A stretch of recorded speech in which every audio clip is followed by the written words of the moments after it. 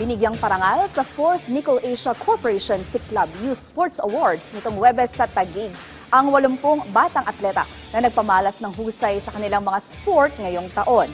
Yan ang ulat ni teammate Daryl Oclares. Muling kinilala ng Philippine Sports Commission, Philippine Paralympic Committee at Philippine Olympic Committee Media Group ang mga natatanging batang atleta ng bansa sa ginanap na 4th Nickel Asia Corporation Club Youth Sports Awards. 80 youth at junior athletes mula sa 37 sports ang ginawaran ng parangal sa isang mall sa lungsod ng Taguig. Bumida sa mga kabataang manlalaro ang Filipina Gen na si Tatiana Mangin na kabilang sa mga nakatanggap ng Youth Heroes Award. Matatandaan na gumawa ng kasaysayan si Mangin matapos na masungkit ang gold medal sa women's -49 kg class ng World Taekwondo Junior Championship sa South Korea.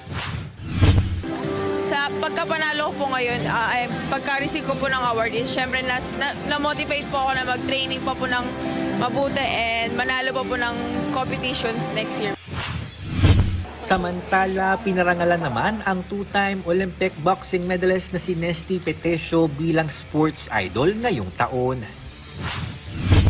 Naniniwala ako sa inyo.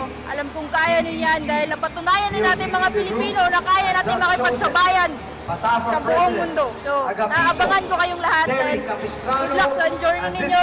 Ingat lang kayo lagi. And, ayun, focus lang, magdasal, makinig lagi sa coaches, magtiwala sa sarili nyo.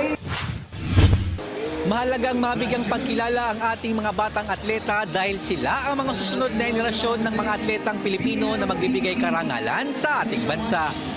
Daryl Oclares para sa Pambansang TV sa Bagong Pilipinas.